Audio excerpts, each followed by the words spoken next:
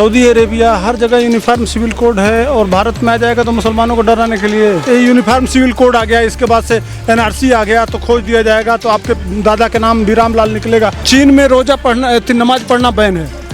इनके मस्जिद को तोड़ के वहाँ शौचालय बना दिया गया। नमस्कार, मैं अनूप कुमार आप सभी का स्वागत करता हूं। यूनिफॉर्म सिविल कोड की समय समय पे मांग होती रही है। संविधान में भी आर्टिकलों में लिखा हुआ है यूनिफॉर्म सिविल कोड आना चाहिए, लेकिन अब देश के प्रधानमंत्री नरेंद्र मोदी जी ने उसके पर बयान दे करके एक राजनीतिक सरगर्मियां तेज कर दी है और विपक्ष के लोग कह रहे हैं कि 2024 को लेकर के यूनिफॉर्म सिविल कोड आ रहा है, लेकिन वहीं ओवैसी साहब कहते हैं कि यूनिफॉर्म सिविल कोड हम नहीं आने देंगे, ये मुसलमानों को डराने के लिए लेके आया जा रहा है। तो पाकिस्तान, टर्की और बांग्लादेश, सऊदी अरेबिया हर जगह यूनिफॉर्म सिविल कोड है और भारत में आ जाएगा तो मुसलमानों को डराने के लिए। कौन भाई, कहाँ? यहाँ मुसलमान रहते हैं कि कोई दूसरे धर्म वाले रहते हैं? उनको क्या कहेंगे?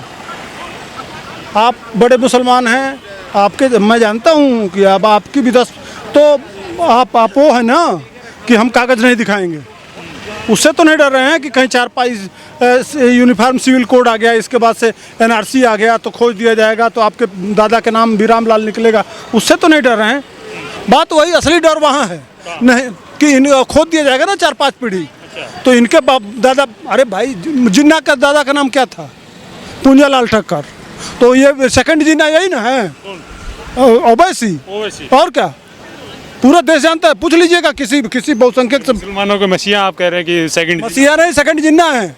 ये इस देश को बांटने के लिए ही रह गए थे। अच्छा। यूसीसी आ जाएगा तो इनका फार्मूले में फेल हो जाएगा।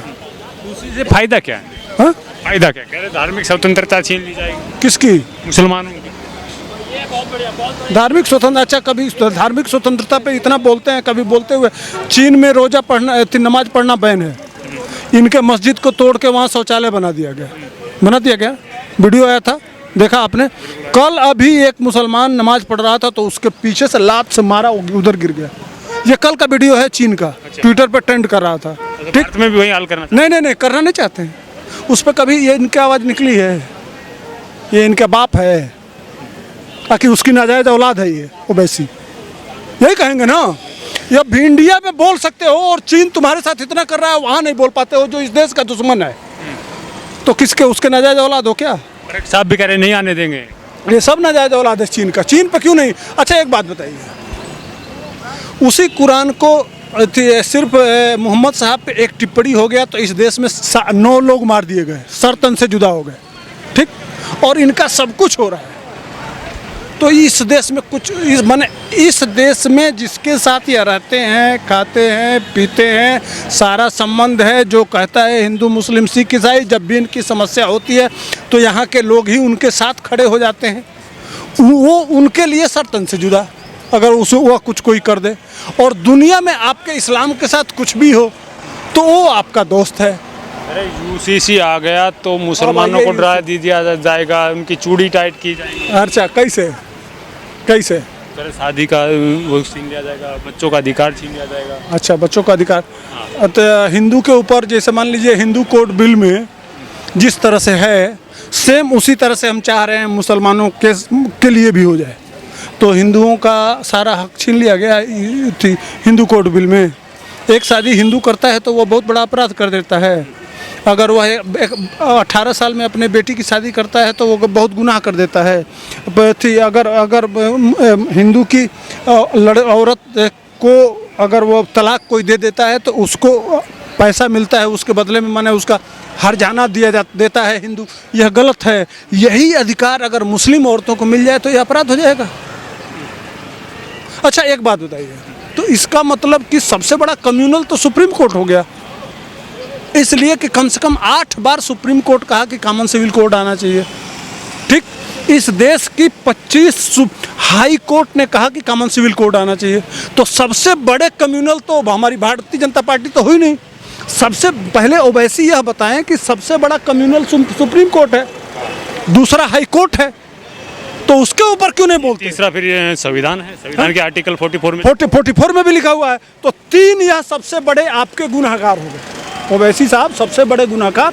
आर्टिकल बाबा साहब अम्बेडकर ने भी लिखा था, वही संविधान लिखे थे, वही कहे थे कि कॉमन सिविल कोड आना चाहिए।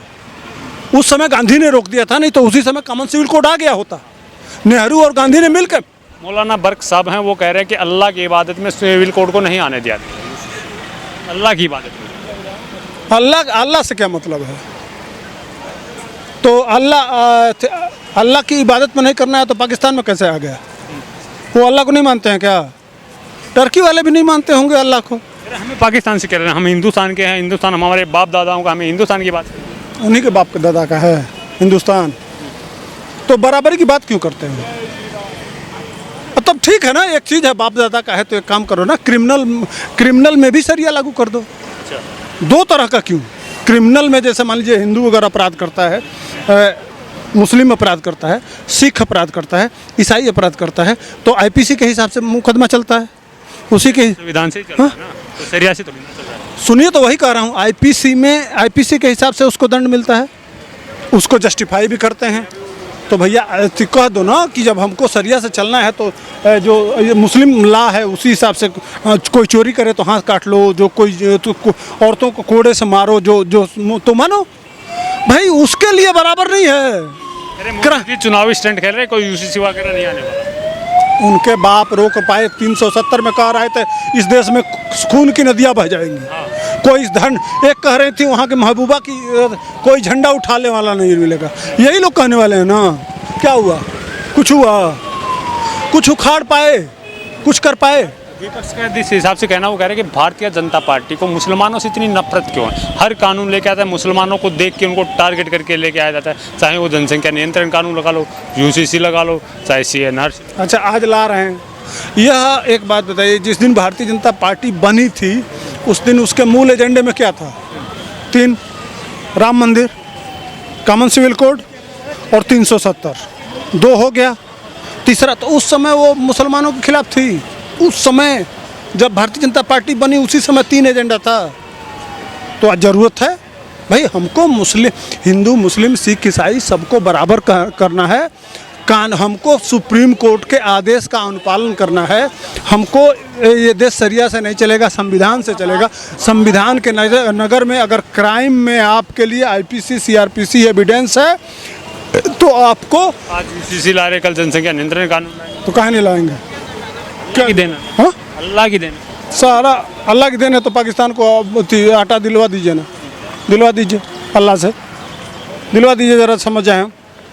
संयुक्त राष्ट्र संघ में 57 देश हैं, एक भी देश संयुक्त राष्ट्र संघ में अस्थायी सदस्य देश हैं।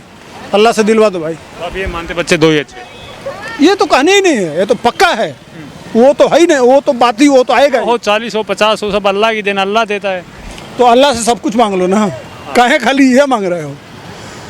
गरीबी जब तो मोदी से समस्या क्यों पूछते हो कि बेरोजगारी मोदी हटा दे, गरीबी मोदी हटा दे, महंगाई मोदी हटा दे, तो मोदी को क्यों कहते हो भाई? तो अल्लाह से मांग लो।